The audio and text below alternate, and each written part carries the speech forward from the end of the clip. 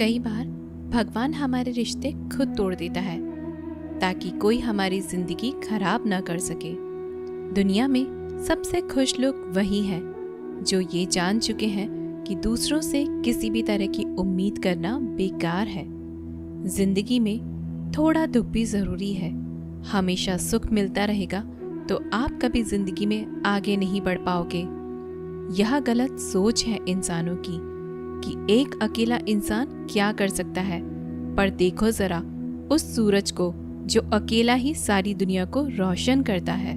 भाग्यशाली वो नहीं होते जिन्हें सब कुछ अच्छा मिलता है, बल्कि भाग्यशाली तो वो होते हैं जिन्हें कुछ भी मिलता है उसे वो अच्छा बना लेते हैं।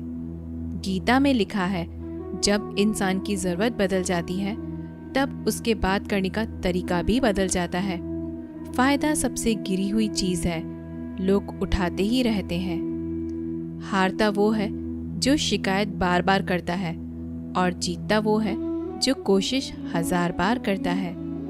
जिस इंसान को हम बेहद प्यार करते हैं वही इंसान हमारा सबसे ज्यादा फायदा उठाता है, क्योंकि वो इंसान जानता है कि हमारी कमजोरी क्या है।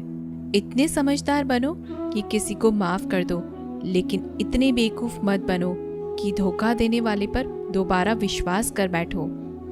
उम्मीद मत छोड़ना, कल का दिन आज से बेहतर होगा। जिंदगी में उस लेवल तक पहुंच जाओ कि लोग आपको खोकर पछताएं। जीवन में कभी भी किसी से अपनी तुलना मत कीजिए। आप जैसे हो सर्वश्रेष्ठ हो, क्योंकि ईश्वर की हर एक रचना सर्वोत्तम होती है। खुद को किसी से कम समझना ईश्वर की रचना का अपमान है। इंसान का मन ही उसका सबसे बड़ा दुश्मन और उसका सबसे बड़ा दोस्त होता है।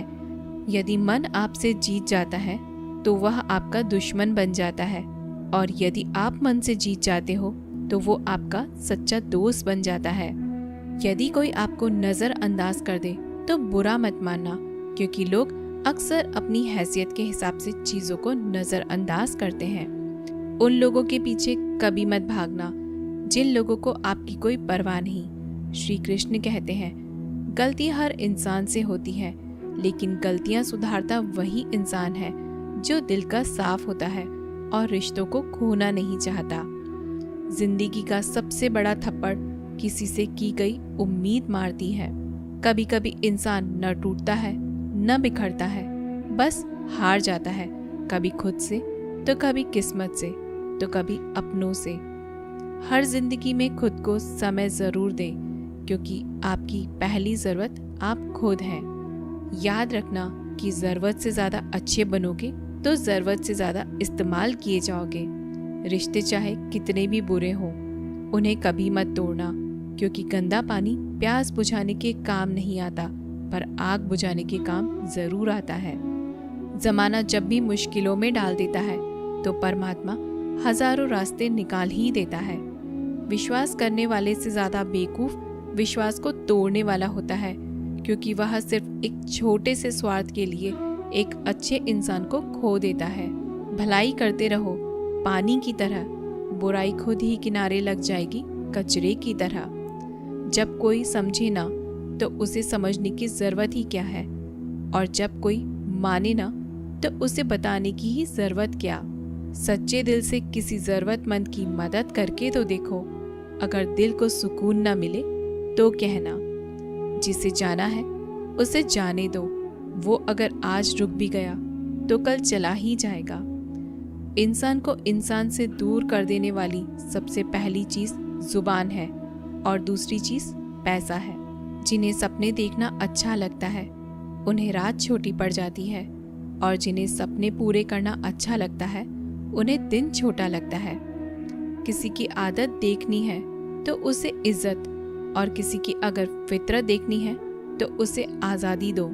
हर इंसान में कोई ना कोई प्रतिभा जरूर होती है, पर लोग अक्सर इसे दूसरे जैसा बनने में नष्ट कर देते हैं। महंगे इतने भी मत बनो कि लोग तुम्हें बुला न सके, और सस्ते इतने भी मत बनो कि लोग तुम्हें नचाते ही रहें। खामोशियां कभी बेजुबान नहीं होती। कुछ दर्द ही ऐसे होते हैं जो आवाज तक छीन लेते हैं। आजकल के लोग आपकी एक गलती के पीछे आपकी सारी अच्छाइयाँ भूल जाते हैं। जितना लोगों को समझते जाओगे उतना ही अकेलापन और भी अच्छा लगता जाएगा। खत्म हो जाएंगे वो भी रिश्ते जिनसे मिलकर लगता है कि यह उम्र भर साथ देंगे। श्री कृष्ण कहते हैं, अहंकार किसी भी चीज का हो सर्वनाश करके ही छोड़ता है। खाली वक्त में तो हर कोई बात कर लेता है। प्यार तो तब होता है जब कोई आपसे बात करने के लिए अपना सारा वक्त खाली कर दे। सब कुछ ठीक करने का इंतजार करोगे तो बैठे ही रह जाओगे। आप हिम्मत करो, खुद उठो और अपनी जिंदगी में सब कुछ ठीक कर दो। लोग पहचानना ही भूल जाएं, इससे पहले ही अपनी पहचान बना लेनी चाहिए। एक बार एक राजा ने भगवान श्री कृष्ण का मंदिर बनवाया और उसमें मूर्ति की पूजा करने के लिए एक पंडित को रखा। हर रोज राजा अपने मंत्री से कहकर मंदिर में एक माला भिजवाता था और वो पंडित जी वो माला श्री कृष्ण की मूर्ति को चढ़ाते थे। उसके बाद राजा जब दर्शन करने के लिए आता था तो पुजारी वो माला भगवान की मूर्ति के ऊपर से निकालकर राजा के गले में पहना देता था। ऐसे कई सालों तक चलता रहा और पंडित जी अब बूढ़े हो चुके थे। एक दिन राजा की तबीयत खराब हो गई। उसने अपने सेवक को कहा कि तुम जाकर पंडित जी को माला दे आओ और उनसे कहो कि आज मेरी तबीयत खराब है, मैं आज मंदिर नहीं आ सकता, तो प्रतीक्षा न करें। फिर राजा का सेवक वो माला लेकर पुजारी जी के पास गया और पूरी बात बता दी। पुजारी जी ने वो माला मूर्ति को चढ़ाई और सोचने लगे, इतने सालों से ये परंपरा चली आ रही है, लेकिन मैंने कभी भगवान को माला उतारकर खुद नहीं पहनी। शायद आज भगवान की इच्छा है कि ये माला मैं पहनूं, इसलिए भगवान ने आज राजा को नहीं भेजा। इसलिए आज अच्छा मौका है, यह माला मैं निकालकर खुद पहन लेता हूँ। फिर उस पंडित ने भगवान की मूर्ति से माला निकालकर खुद पहन ली। इसी बीच राजा का सेवक दौड़ के पंडित के पास आया और पंडित को कहने लगा कि राजा जी को ठीक नहीं लग रहा है, उनकी तबीयत और बिगड़ गई है, इसलिए वह प्रभु के दर्शन करना चाहते हैं और वो आ रहे हैं। उनकी सवारी जल्द ही अभी मंदिर में आएगी। उन्हें लगा कि ये परंपरा कहीं टूट न जाए, इसलिए वो आज मंदिर में भी आ रहे हैं। जब पंडित जी को ये पता चला तब उन्होंने फटाफट से माला अपने गले से उतारी और जाकर के फिर से भगवान की मूर्ति को चढ़ा दी। फिर कुछ देर बाद राजा जी वहां आए। रोज की तरह पंडित जी ने भगवान के ऊपर से माला निकाली और राजा जी को पहना दी। और अब राजा ने उस माला को देखा तो उस माला में एक सफेद बाल नजर आया। राजा ये समझ गया कि ये बाल पंडित का है। राजा ने पुजारी जी से पूछा, क्या यह माला आपने पहनी थी? इसमें सफेद बाल कहाँ से आया? यह सुनकर पुजारी जी घबरा गए। उन्हें लगा कि अगर मैं सत्य बोल दूं तो मुझे राजा दंड देंगे, इसलिए वह पुजारी ने कहा, यह बाल तो श्री कृष्ण का है। राजा को यह बात सुनकर बहुत गुस्सा आया। उन्होंने कहा, तुम झूठ बोल रहे हो, भगवान के कब से सफेद बाल होने लगे? राजा ने कहा, मैं फिर कल आऊंगा और श्रृंगार के समय देखूंगा कि उनके बाल सफेद हैं या काले। अगर बाल काले निकले, सफेद नहीं निकले, आपको कल ही मृत्यु दंड दिया जाएगा, क्योंकि आपने मुझसे झूठ बोला है। राजा ये कहकर वहां से चला गया। इधर पुजारी भगवान के चरणों में गिरकर रोने लगा, हे प्रभु, मुझे माफ कर दीजिए, मैं लोभ में आ गया था।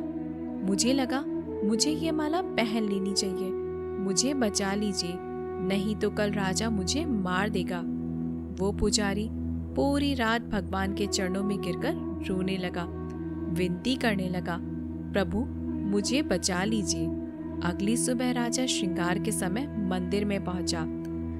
राजा ने भगवान की मूर्ति के ऊपर से मुकुट निकाला और उनके बाल दिखे। राजा चौंक गया, क्योंकि भगवान की मूर्ति के ऊपर सफेद बाल थे। राजा ने सोचा कि ये पुजारी की कोई चाल है, इसने मौत की सजा से बचने के लिए भगवान के बाल सफेद कर दिए हैं।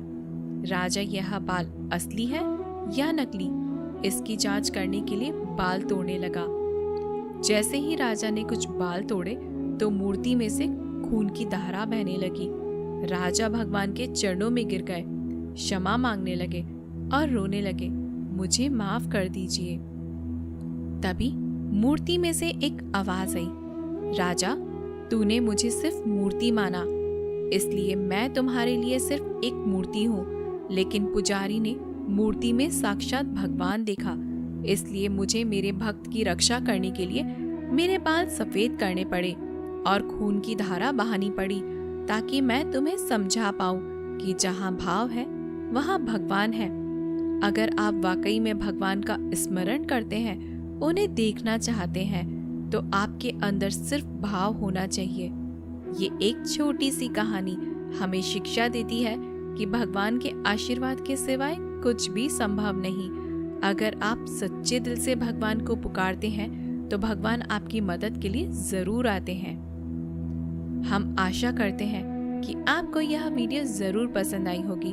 अगर आपको यह वीडियो पसंद आई हो तो हमारे वीडियो को लाइक करें। ऐसे ही जीवन बदलने वाली वीडियोस के लिए हमारे चैनल को जरूर सब्सक्राइब करें। जय श्री कृष्णा।